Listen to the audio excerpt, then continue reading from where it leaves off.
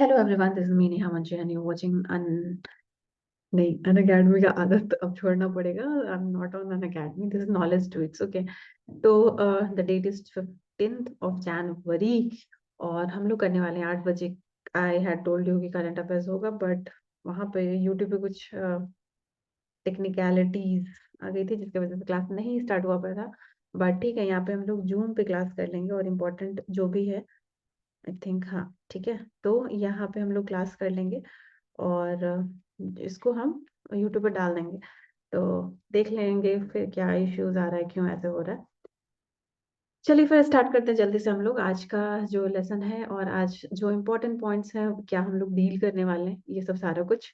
ठीक है, तो कुछ इम्पोर्टेंट न्यूज़ हैं जो कि आपके एग्जामिनेशन जितने भी स्टेट पीसेस होते हैं उसके लिए भी इम्पोर्टेंट है, प्लस जो यूपीएससी का एग्जाम है उसके लिए भी इम्पोर्टेंट है। ठीक है, तो आज हम लोग देखेंगे लेंटिन प्रोडक्शन पे क्या न्यूज़ रहा है, क्या अभी रिसेंट डेवलपमेंट है इसको लेके। और एक सेकेंड, यहाँ पे स्क्रीन शेयर हो रहा है ना? ओके ओके ओके, स्क्रीन ही नहीं शेयर हुआ है। तो स्क्रीन शेयर नहीं हुआ है तो कौन सा वाला होगा? हाँ, ये वाला। नहीं, ये वाला है।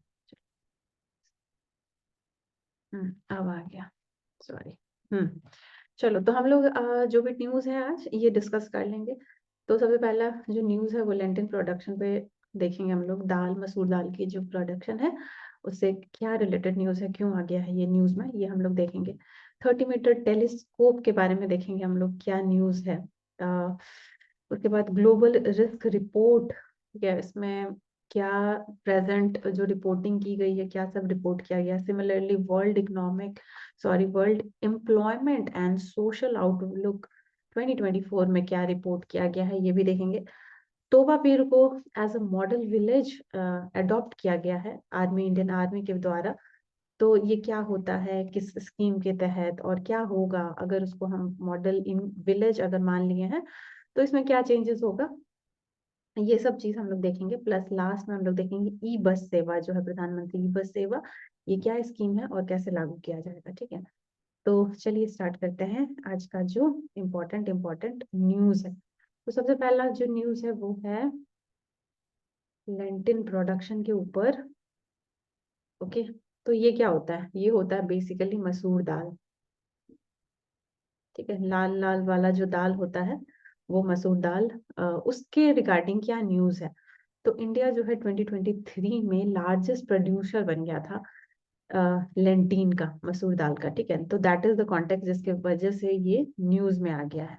अब जब न्यूज में आ गया है तो हम लोग इसको कैसे कवर करेंगे। इवन बीपीएससी जो है अब ऐसा नहीं है कि सीधे से पूछेगा इंडिया किस चीज का लार्जेस्ट प्रोड्यूसर बन गया था और उसमें आपको दे देगा ग्राम, लेंटीन, राइस, व्हीट, इस तरीके से, ऐसा नहीं है।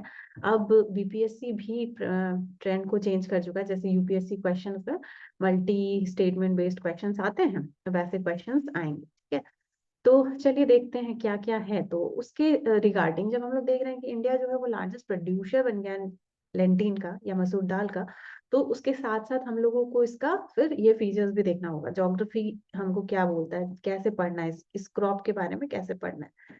ठीक है, तो हम लोग जब ज्योग्राफी में देखेंगे तो देखो, लेंटिन का जो उत्पादन है ना, यहाँ पे है ना कि मसूर दाल की उत्पादन बढ़ गई। ठीक है, तो इसको बढ़ाने में क्या, किस तरीके का टेम्परेचर होना चाहिए, क्या ऐसा क्लाइमेट होना चाहिए जहाँ पे ये थ्राइव, ये अच्छे से प्रोड्यूस करता है। ठीक है, तो ये हो गया कि इसको कोल्ड क्लाइमेट चाहिए प्रोड्यूस होने के लिए। ऑप्टिमम टेम्परेचर क्या मानेंगे, तो ये 18 से लेके 13 डिग्री सेल्सियस तक, ये 30 डिग्री सेल्सियस तक ये अच्छी तरीके से प्रोड्यूस हो सकता है। So this will be the temperature and this will be the climate. Similarly soil type कैसा होना चाहिए, है ना, मिट्टी भी हम लोग पढ़े हैं, बहुत टाइप का मिट्टी होता है। तो यहाँ पे क्या है, वेल ड्रेन्ड। ठीक है, बहुत अच्छे से जो ड्रेन्ड वाटर होता है वो चाहिए। लोमी सॉइल्स, ठीक है, थोड़ा सा खुरदुरा सा मिट्टी जो होता है ना, वैसा वैसा सॉइल इसको चाहिए। अगर पीएच की बात करें तो न्यूट्रल पीएच चलेगा। ठीक है, तो ये सब चीज है।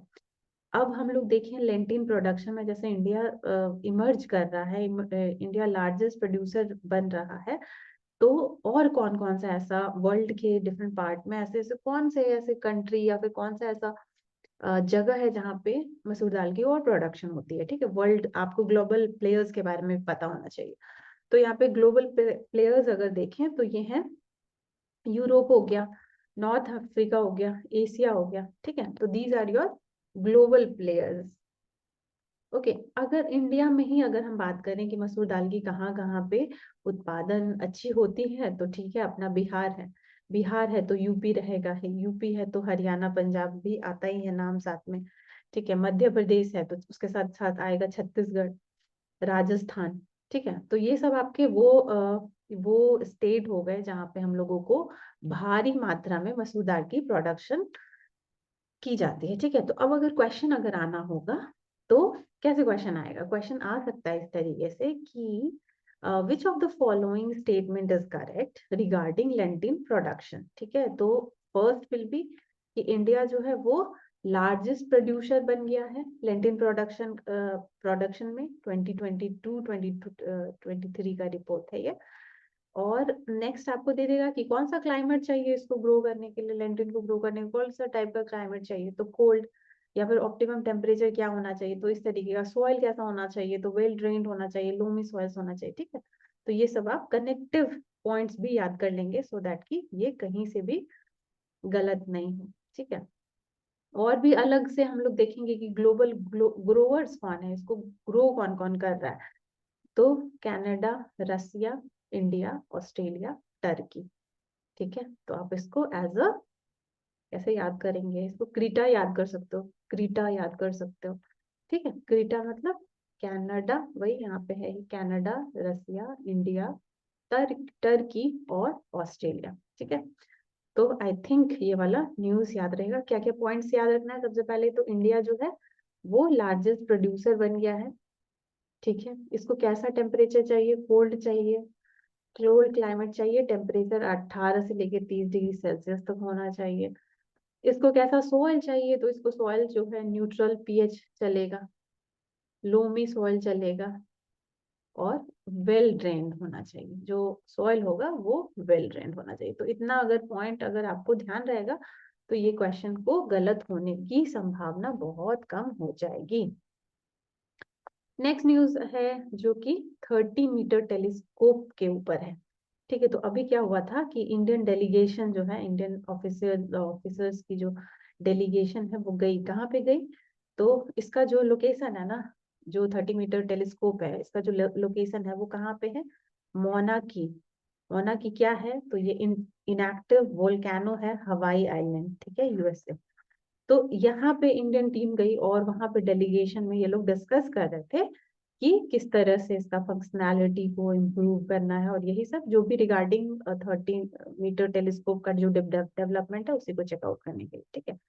तो अब ये देखिए, टेलीस्कोप है ना, दो चीज जो हम लोग पढ़े भी है फिजिक्स में, इंपॉर्टेंट भी है फिजिक्स पॉइंट ऑफ व्यू से भी। टेलीस्कोप क्या होता है, माइक्रोस्कोप क्या होता है? टेलीस्कोप जो होता है वो क्या करता है? दूर की चीजों को पास लाके दिखा देता है, ठीक है। जो हम लोग नहीं, वो पॉसिबल है कि हम लोग स्टार्स को देख पाए, ठीक है। तो जो बहुत बहुत दूर वाले जो है वाली बॉडी, उसको देखना पॉसिबल नहीं है ना, तो हम लोग with the help of telescope देख सकते हैं, ठीक है। तो 30 मीटर जो टेलीस्कोप बोल रहा है ना, इसका ये मतलब हुआ कि ऐसा टेलीस्कोप जिसके प्राइमरी मिरर का जो डायमीटर है वो कितना है? वो 30 मीटर है। प्राइमरी मिरर का जो डायमीटर है वो 30 मीटर है, जिसकी वजह से क्या होता है, मैक वो जो दूर का चीज है, डिस्टेंट वाले चीजें हैं, उसको पास ले आ देता है, और उसके बाद आप उसको देख सकते हैं, ठीक है। तो ये किस लिए यूज होगा? अगर कोई पूछता है कि 30 मीटर टेलीस्कोप की क्या यूसेज है, तो ऑब्वियसली जो स्पेस साइंस है, जो हेवनली बॉडी का स्टडी नहीं कर सकते, हम लोग स्पेस की स्टडी नहीं कर पाएंगे इजीली, वो 30 मीटर टेलीस्कोप से आसानी से हो जाएगा, ठीक है। तो ये हो गया इसका फंक्शनैलिटी। अब इसमें पार्टनर अकेले पॉसिबल है क्या कि अकेले के उसमें आराम से इसको बना लें? नहीं, तो यहाँ पे कोलैबोरेशन चल रहा है। कोलैबोरेशन चल रहा है तो कौन कौन कोलैब कर रहा है? तो यूएसए भी है इसमें, चाइना भी है, जापान भी है, कनाडा भी है, और इंडिया भी है, ठीक है। तो इस तरीके से ये भी आपको याद रखना होगा, यूएसए और चाइना ये तो ध्यान रहता ही है, जापान और कनाडा आपको याद रखना है, और अपना इंडिया है, इसीलिए तो हम लोग पढ़ रहे हैं न्यूज को अच्छी तरीके से, ठीक है, इंडिया भी इसमें कोलैब कर रहा है, इसीलिए हमारे लिए बहुत ज्यादा इम्पोर्टेंट है ये। हमारा जैसे ना कभी कभी बीपीएससी के एग्जामिनेशन में, मेंस के एग्जामिनेशन में कभी कभी पूछता है कि हमारा जो स्पेस अचीवमेंट है, स्पेस एंड टेक्नोलॉजी में जो अचीवमेंट है, तो it can be also written कि हाँ 30 मीटर टेलीस्कोप में India is also contributing, India is also a contributor in it. ठीक है, चलो यहाँ पे इमेज भी है, ये भी देख लो। हाँ कहाँ पे है ये, तो ये समझ में आ ही जाएगा आपको, माना कि अभी पढ़ ही लिए। ठीक है, और देखो अब इंडिया में ही अगर हम देख रहे हैं तो कौन कौन इसको फंड कर रहा है, तो डिपार्टमेंट डीएसटी जो होता है, department of science and technology, और एटॉमिक एनर्जी वाला डीएई, ये याद रखिएगा आप लोग, डीएसटी और डीएई जो है, ये दोनों मिला के क्या कर रहे हैं, इंडिया की तरफ से काम कर रहे हैं। ठीक है, तो इतना चीज आपको ध्यान रखना बहुत जरूरी है। चलो नेक्स्ट न्यूज आता है ग्लोबल रिस्क रिपोर्ट के ऊपर। और ग्लोबल रिस्क रिपोर्ट के ऊपर जो न्यूज है, देखो नाम ही इसका क्या है, ग्लोबल, तो ये वर्ल्ड लेवल पे पब्लिश होगा। रिस्क रिपोर्ट, ठीक है, तो रिस्क डिफरेंट टाइप का रिस्क हो सकता है, क्लाइमेट के वजह से रिस्क हो सकता है, कहीं इकोनॉमिकल रिस्क हो सकता है, ठीक है, कहीं पे वॉर हो रहा है तो उसके वजह से भी रिस्क वाली सिनेरियो आ सकती है। ठीक है, तो डिफरेंट टाइप ऑफ रिस्क होता है। तो रिस्क यानी कि अनसर्टेनिटी होता है। ठीक है, तो उसी को रिपोर्ट करता है ग्लोबल रिस्क रिपोर्ट। इसको कौन लिखता है या फिर पब्लिश कौन करता है, तो वर्ल्ड इकोनॉमिक फोरम। ठीक है, कहाँ पे है इसका हेडक्वार्टर, कभी कभी ये भी इंपॉर्टेंट है, जैसे ना ऐसे क्वेश्चन पूछ सकता है कि global which of the following statement is true regarding global risk report 2024। ठीक है, तो इट कैन बी टोल्ड कि एक एक फंक्शन यहाँ से ही ले लो, एक स्टेटमेंट यहीं से ले लो कि जो ग्लोबल रिस्क रिपोर्ट है वो क्या कर रहा है, वो सीवियर रिस्क को बता रहा है। और वो कहाँ से आ रही है, तो रैपिड टेक्नोलॉजिकल चेंजेस के वजह से, इकोनॉमिक अनसर्टेनिटी की वजह से, वार्मिंग ऑफ प्लैनेट, और कॉन्फ्लिक्ट, डिफरेंट कॉन्फ्लिक्ट जो हो रहा है उसके वजह से। ठीक है, तो उसमें ये लिख सकता है कि global risk report reports about severe risk that comes from technological change, economic uncertainty, warming planet and conflict. ठीक है, एंड दिस रिपोर्ट नंबर 2 पे जो स्टेटमेंट आएगा वो आ सकता है ऐसे कि this report is published by World Economic Forum and the headquarter of WEF is Davos, Switzerland. ठीक है, तो you have to know all these point because somewhere these points are important, not just कि इसकी findings क्या रही है। ठीक है, you have to remember the associated facts also. So this is it कि ये WEF ये वाला इसको पब्लिश करता है, और इसका जो हेडक्वार्टर है वो डावोस में। ठीक है, नेक्स्ट थोड़ा सा यहाँ पे और कुछ कुछ पॉइंट है जो कि इम्पोर्टेंट है। देखो यहाँ पे आराम से लिखा हुआ है, 2 कैटेगरी में भी इसको बांट दिया गया है। शॉर्ट टर्म जो शॉर्ट टर्म वाला जो ग्लोबल रिस्क है, लॉन्ग टर्म वाला जो ग्लोबल रिस्क है। कभी कभी क्या ना यूपीएससी जैसे एग्जाम में ना पूछ देता है कि कौन कौन सा कैटेगरी है या कौन कौन सा पैरामीटर है जिसको लिया गया है। ठीक है, तो जैसे यहाँ पे देखो रिस्क की कैटेगरी कौन कौन सी है, एक सेकंड हम पेन चेंज कर लें यहाँ पे। रिस्क की कैटेगरी कौन कौन सी है, तो स्टॉर्मी, ठीक है, जहाँ पे आपको ग्लोबल कैटास्ट्रोफिक, बहुत ज्यादा सिचुएशन खराब, मतलब आप हिंदी में ये समझ सकते हैं, टर्बुलेंट, डमाडोल वाली स्थिति है। ठीक है, अनसेटल्ड, स्टेबल, काम, तो जो काम रीजन में आएगा वो सबसे कम वहां पे रिस्क है, और स्टॉर्मी जो है वहां पे सबसे ज्यादा रिस्क है। ठीक है, यहाँ पे इस चीज को दिखाया भी गया, 2 टर्म में, 2 कैटेगरी में इसको बांट दिया जाता है, शॉर्ट टर्म में, लॉन्ग टर्म में। ठीक है, और ये सब तो बाकी चीज जान रहे हैं। और ये चीज भी देख लीजिए, जैसे अभी हम लोग देखें ना कि वर्ल्ड इकोनॉमिक फोरम जो है वो कौन सा रिपोर्ट को जारी कर रहा है, वो जारी कर रहा है ग्लोबल रिस्क रिपोर्ट को। ठीक है, तो ये तो वन ऑफ द रिपोर्ट, ऐसा नहीं है कि बस इतना करके ये आराम से शांति से बैठ जाता है, नहीं, बहुत चीज की रिपोर्टिंग करता है। क्या क्या रिपोर्ट करता है, तो जेंडर गैप रिपोर्ट भी करता है। ठीक है, ट्रैवल एंड टूरिज्म रिपोर्ट भी करता है ये, एनर्जी ट्रांजेक्शन इंडेक्स भी ये रिपोर्ट करता है, और ग्लोबल कॉम्पिटिटिवनेस रिपोर्ट भी आती है इसकी। ठीक है, तो आपको यहाँ पे ध्यान रखना होगा, कभी कभी ना जैसे यूपीपीसीएस वाले एग्जामिनेशन में ना कभी कभी ऐसे मैच द फॉलोइंग कर देगा। ठीक है, और मैच द फॉलोइंग में कभी कभी ऐसा भी मैच द फॉलोइंग रहता है कि इधर 4 आपका ऑप्शन रहेगा, इधर 5 रहेगा। ठीक है, तो आपको जानना होगा कि पर्टिकुलर एक ऑर्गेनाइजेशन है तो वो कितने डिफरेंट रिपोर्ट्स को वो उसमें ये करता है, मतलब रिपोर्टिंग करता है, ठीक है। तो यहाँ पे आपको ये सब चीजों को ध्यान देना होगा। चलिए नेक्स्ट हम लोग देखते हैं और क्या क्या चीज है। तो यहाँ पे देखिए, यहाँ पे क्या हो रहा है ना कि जो ये है, यहाँ पे जो एक सेकेंड, हाँ यहाँ पे जो ये है ना, जैसे यहाँ पे क्या है कि और क्या क्या चीज इसने रिपोर्ट किया है। तो देखो ये ग्लोबल इवेंट इम्पैक्ट को बता रहा है कि नेगेटिव, ठीक है। मतलब सिनेरियो उतनी भी अच्छी नहीं है यहाँ पे। बहुत सारे जैसे ना कि कोविड वाला सिचुएशन आया ही था, वॉर्स हो रहे हैं डिफरेंट जगह, जो क्लाइमेट चेंज हो रहा है, तो उसके वजह से थोड़ा सा नेगेटिव आउटलुक ही बता रहा है कि नेगेटिव आउटलुक है। उसके बाद misinformation and disinformation के बारे में। तो यहाँ पे ये भी बोल रहा है कि सिनेरियो ऐसी भी है कि बहुत जगह मिस इन्फॉर्मेशन और डिस इन्फॉर्मेशन की वजह से भी रिस्क आ रहा है। अब ये रिस्क कैसे रिस्क है, तो देखिए एआई का तो हम लोग जान ही रहे हैं कि एआई का एडवेंट हो चुका है, और एआई की वजह से ही क्या हो रहा है कि बहुत जगह बहुत सारे इंफॉर्मेशन को डिस्टॉर्ट किया जा सकता है, ठीक है। तो उसके वजह से भी रिस्क बढ़ जाता है, तो वो चीज है। उसके बाद क्लाइमेट चेंज के वजह से रिस्क हो सकता है। जो टेक्नोलॉजी पे हम लोग डिपेंडेंट हो गए हैं और टेक्नोलॉजी का हम लोग ज्यादा से ज्यादा यूज कर रहे हैं, उसके वजह से भी रिस्क बढ़ सकता है। और जियोस्टैटिक चेंजेस जो है उसके वजह से भी रिस्क देखने को मिलती है, ठीक है। तो ये सब रिपोर्टिंग कहाँ कहाँ पे हो रही है, ये ग्लोबल रिस्क रिपोर्ट में हो रही है, जो मेनली आपको अनसर्टेनिटी और वोलैटिलिटी के बारे में बताता है, ठीक है। और ये और क्या क्या बोल रहे हैं कि 2024 में क्या क्या चैलेंजेस होने वाले हैं।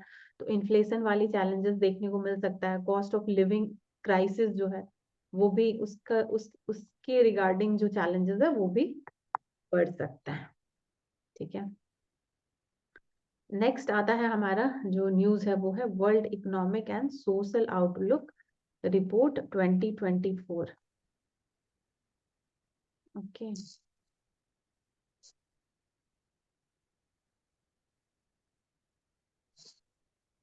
हम्म।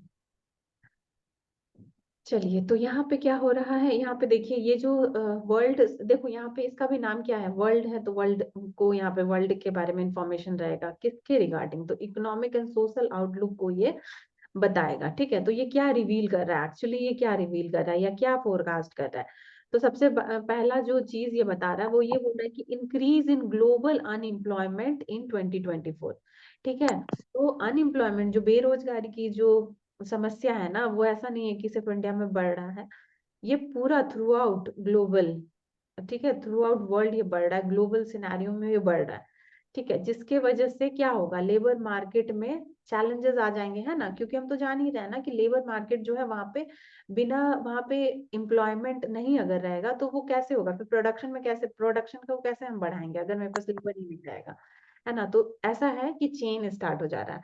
पहले वो अनएम्प्लॉयमेंट इशू रहेगा, अनएम्प्लॉयमेंट इशू जैसे और बढ़ेगा तो उसके वजह से क्या हो जाएगा, लेबर मार्केट में इशू बढ़ने लगेगा, तो ये चैलेंजेस बढ़ते जाएगा बढ़ते जाएगा बढ़ते जाएगा, ठीक है। उसके बाद ये है कि disparities between high and low income countries, ठीक है। ये भी बता रहा है कि कुछ कंट्री ऐसे हैं जिनके पास बहुत इनकम है और कुछ कंट्री ऐसे हैं उसका बहुत लो इनकम है, ठीक है। उसके बाद है कि higher unemployment and poverty rates, वो उस चीज को भी ये बता रहा है कि हायर अनएम्प्लॉयमेंट है, कहीं कहीं पे पॉवर्टी बहुत बढ़ रहा है, गरीबी बहुत ज्यादा बढ़ रही है, ठीक है। ये सब चीज को ये रिपोर्ट कर रहा है।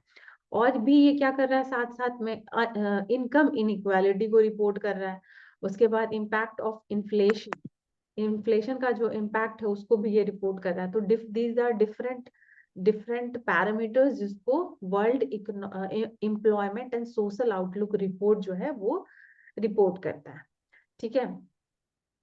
और अब देखते हैं हम लोग कि इस रिपोर्ट को कौन निकालता है। जैसे इस रिपोर्ट को जो निकालने वाला है वो है आईएलओ, ठीक है, इंटरनेशनल, यहाँ पे लिखा ही होगा, यहाँ पे ये चीज को ध्यान रख लीजिए, हाँ।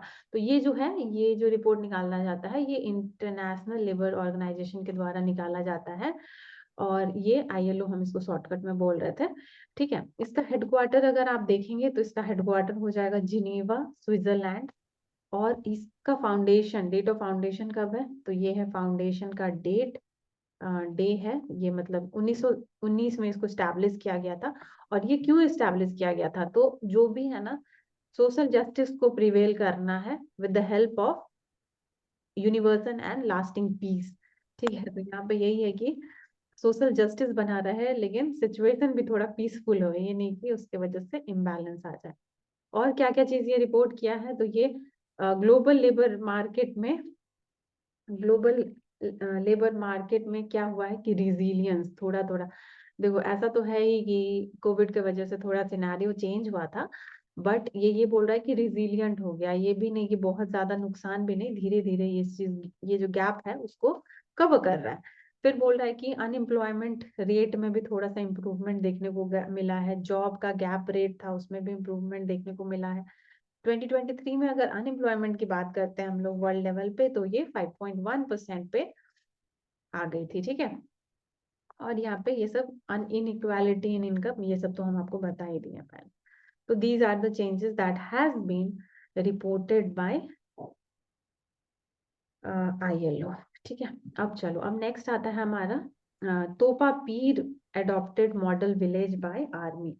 ठीक है, तो इसमें ये क्या है, ये है आपका, ये विलेज का नाम हो गया, और ये क्या है, ये आर्मी के द्वारा इसको अडॉप्ट किया गया है।